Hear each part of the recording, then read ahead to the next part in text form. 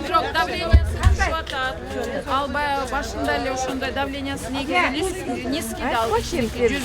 Эми мындайда 90. Анан баягы эми жабык элестетсеңер 6 айдан бери баягы жабык помещенияда отурса, анан давление түшөт да эч ким мындай кенен чыгарбаса, ошондуктан таза аба жок. Анан ал киши ошо чай менен, анан шоколад, бал кошуп ошо татуу менен көтөрүп атат. А эми требования лечение кылып болобу же болбойбу? эми биз жазып көрөбүз, бирок лечение кылгандадыр ушул жерден лечение кылат дейт.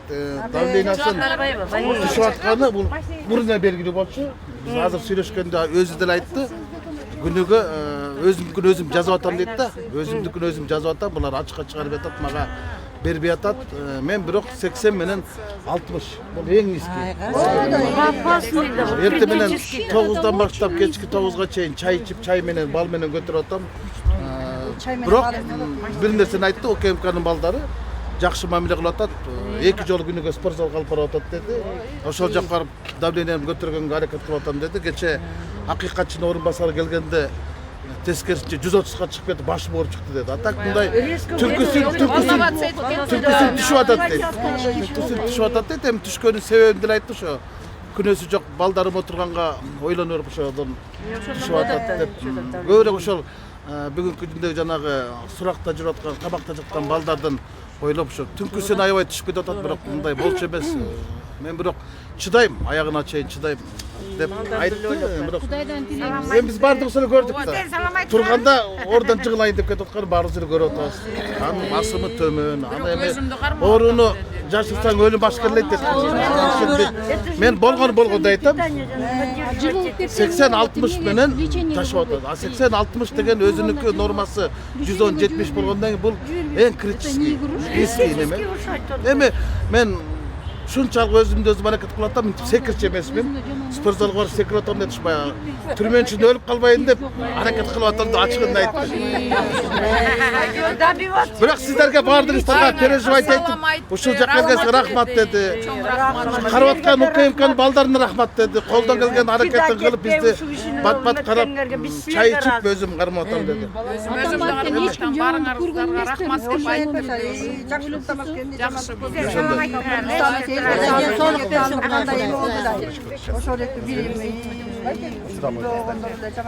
Ой, рахмат.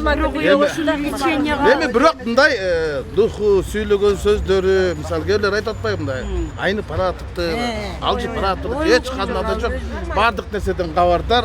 Ал алдыдагы парламенттик шайлоого даярдангыла, тигенткиле, менткиле биримдүү болгула, ынтымакка чакырып, дагы эле мурункудай эле. Ден соолугу эле төмөндөп кеткен болбосо, саясий дарамети төмөндөгөн эмес. Бирок лечение керек да буга. Стационар лечение. Больницага жаткан Вид нормальный, вид нормальный. Эми леченияга алып барбайт аны.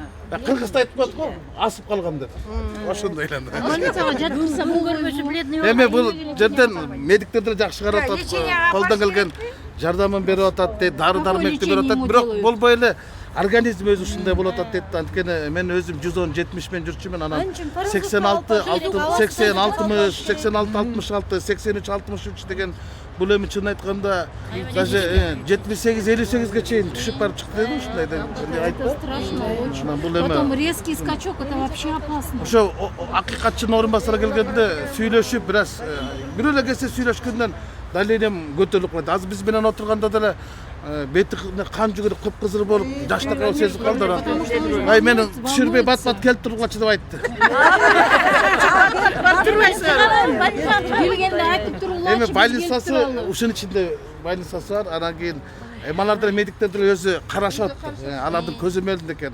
Мен аларга ушул УКМКнын жетекчилигине же болбосо бул жердеги мени карап аткан, күзөт кылып аткан балдардын бирине дагы мен жаман сөз айтпайм. Колунан келген жакшылык карашып атат. Биз дагы ушул УКМКнын балдарына рахмат айттык. Жакшы адамгерчиликтүү мамиле кылып жакшы карап атыптыр. Жакшы карап атат. Аларга бир мындай неме жок. Өздөрү да жакшы тосуп алды бизди. Айтышып атты. Алар деле переживать этип атат. Кан басымы түшүп атат деп. Алар деле айтып атат. Parlamentten senin qara sözüңді қауыз қалған қалады.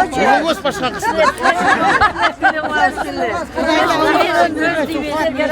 Рахмат, аман болыңыздар. Бар болыңыздар. Ешкім сізге тибесін, ошо қорқын.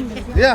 Ешкім тибесін. Арген ошақтар жазып атпай қалыптардычы. Өлтірім керек ошо. Hem söz tiyet, köz tiyet.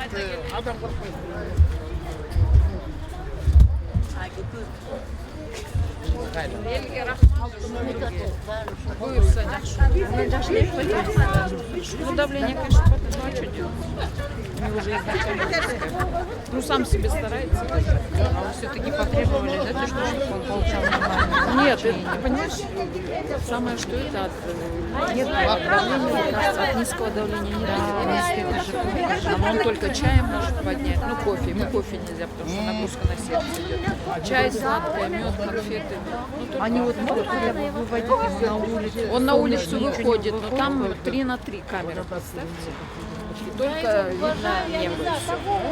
Ну, пользуется, спортзалом пользуется, но это уже недостаточно. Конечно, недостаточно. Тамағы бары жақсы, жана ушу СИЗОдо карап аткан балдарга разымын деди. Балдар аябай жакшы карап атат, мындай жаман эчтеке болгон жок. Ну, бирок эми өзүнүн ден соолугу ушундай, давлениясы ушундай. Ошо барыңардарга салам айтты, айттык мына буякта эл чогулуп алды десе, пустой гана кыйкырап Қачан ашер митет деп қойып. а көрсө алат клейлеп салыптыр да эмени чайнекти ошончо. Ничего буюрса жакшы.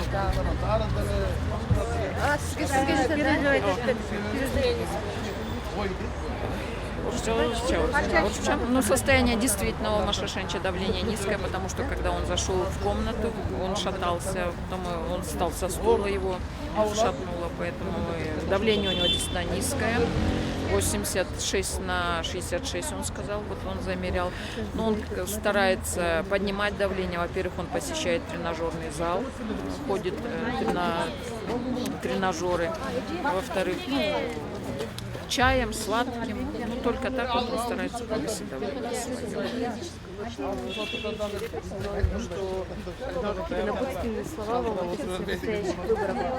Ну, то есть мы, да, пока я не могу сказать, какие, но, конечно, мы это тоже обговорили.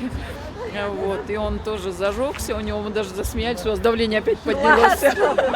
Вот, то есть, ну, как бы позитивно. Ну, и это, конечно, тоже обсудили. Но главное, мы увидели, что он держится. Он сказал, что я буду держаться, все равно я буду стараться. Я только так сейчас поднимаю себе давление, но я буду стараться и дальше держаться. Поэтому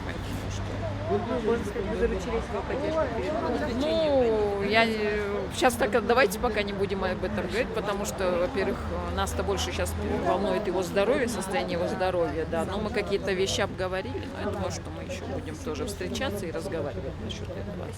Главное, что всем он передал привет, все хорошо, сказал, что он держится. Gelip,